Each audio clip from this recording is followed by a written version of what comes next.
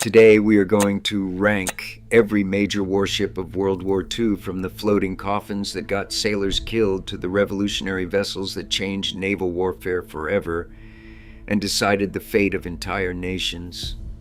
Floating coffins. The warships that failed their sailors when it mattered most. Picture this.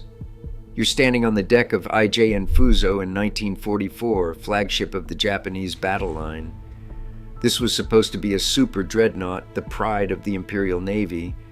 But as you watch the bows slam into another Pacific swell, seawater crashes over the deck and floods the forward compartments.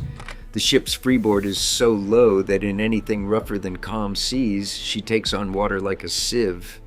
Even worse, her armor protection is distributed so unevenly that some sections are fortress thick while others might as well be paper. At the Battle of Surigao Strait, FUSO would meet her inevitable end, sent to the bottom by American battleships that could actually fight in rough weather. The ship that was meant to dominate the Pacific couldn't even handle Pacific swells. Rank 8. FUSO-class battleships, Japan. But at least FUSO could move. France's Courbet-class battleships, built in 1913, had a fatal flaw that made them sitting ducks in any fleet engagement. They were painfully slow. While other battleships of their era could make 23 or 24 knots, the Courbets struggled to reach 21. In naval warfare, that difference meant the difference between engaging the enemy on your terms or being picked apart at their leisure.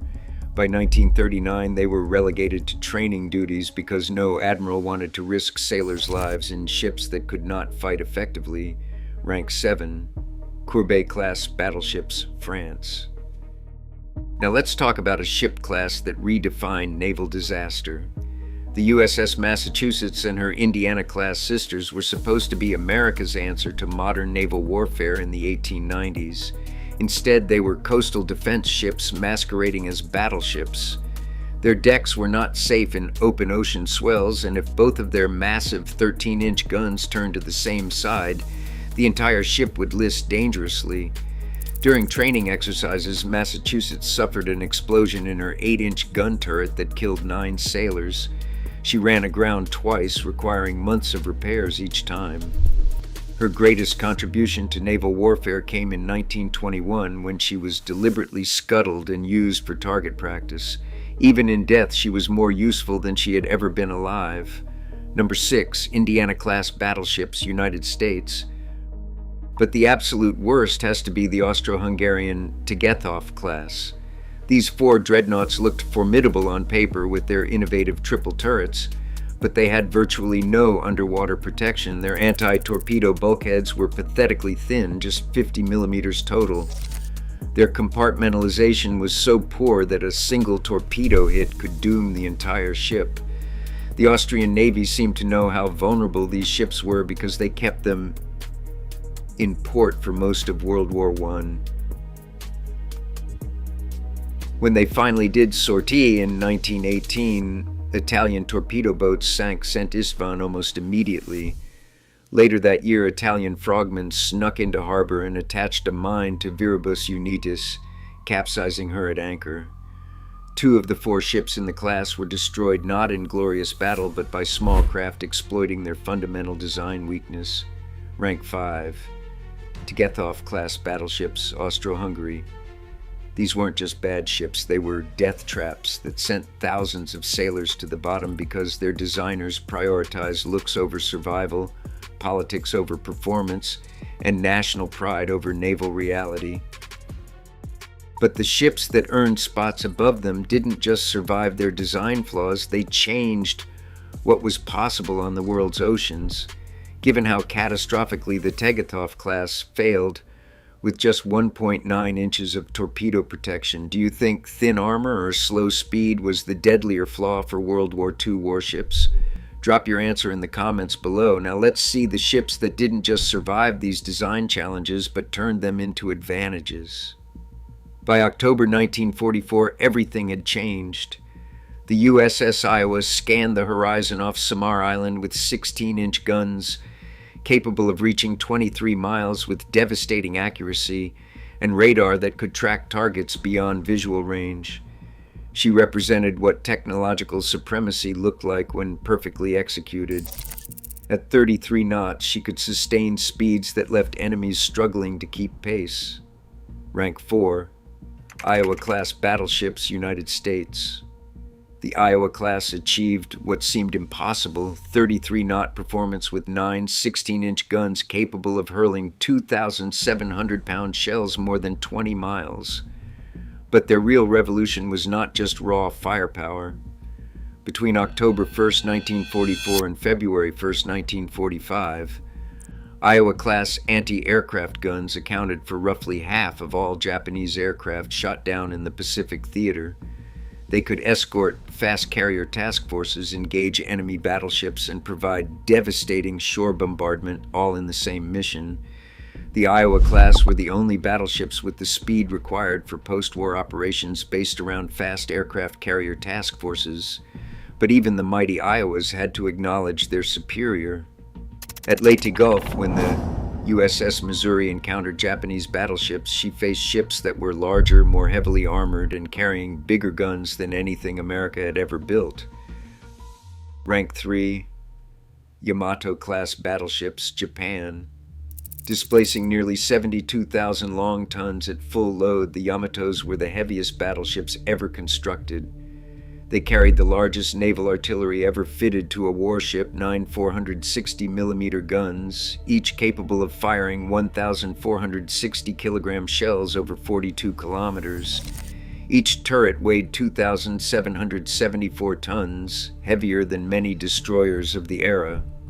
Designed to engage multiple enemy battleships simultaneously, the Yamatos were fitted with heavy armor plating that provided an unparalleled degree of protection in surface combat. At the battle off Samar, a 46-centimeter shell from Yamato struck Gambier Bay's engine room below the waterline, immediately cutting her speed to 10 knots. These weren't just big ships, they were floating fortresses that could absorb punishment that would sink any other battleship while dealing damage that could cripple an entire task force. But the Yamatos had a fatal flaw. They were designed for a kind of war that was never fought. Both units were lost to air attack, and they never met another capital ship in battle. They were the ultimate expression of battleship design, but they arrived just as aircraft carriers were making battleships obsolete. The ships that earned the top 2 spots didn't just dominate through size or firepower. They changed the very nature of naval warfare itself. Rank 2 Essex-class aircraft carriers, United States. When battleships burned at Pearl Harbor on December 7, 1941, a new kind of warship was already under construction that would make those burning hulks look like relics from another age. The Essex-class carriers didn't just project power, they redefined what naval power meant. Each Essex could launch 90 aircraft that could strike targets 200 miles away, far beyond the range of any battleship gun. They could attack multiple targets simultaneously, adapt their striking power to any situation, and operate in weather conditions that would ground battleship operations. Essex-class carriers introduced revolutionary damage control systems, compartmentalization that could survive multiple torpedo hits, and anti-aircraft defenses that could protect entire task forces. By 1945, Essex-class carriers were launching coordinated strikes with hundreds of aircraft, devastating Japanese positions across the Pacific while their escorting battleships could only watch and provide support. Rank 1. Submarines, all nations. The vessel that changed everything could appear anywhere, strike without warning, and disappear beneath the waves. Submarines didn't just sink ships, they rewrote the rules of naval warfare forever. German U-boats nearly brought Britain to its knees by strangling supply lines. American submarines devastated Japanese merchant shipping, cutting off the resources that fed their war machine. By 1945, submarines had sunk more tonnage than all other warship types combined. But their true revolution was not what they sank, it was how they made surface ships obsolete. Every battleship, every carrier, every cruiser now had to operate under the constant threat of invisible attack. Convoys required massive escort forces. Fleet movements became exercises in anti-submarine warfare. The submarine turned the ocean from a highway into a battlefield where the enemy could strike from the depths without warning.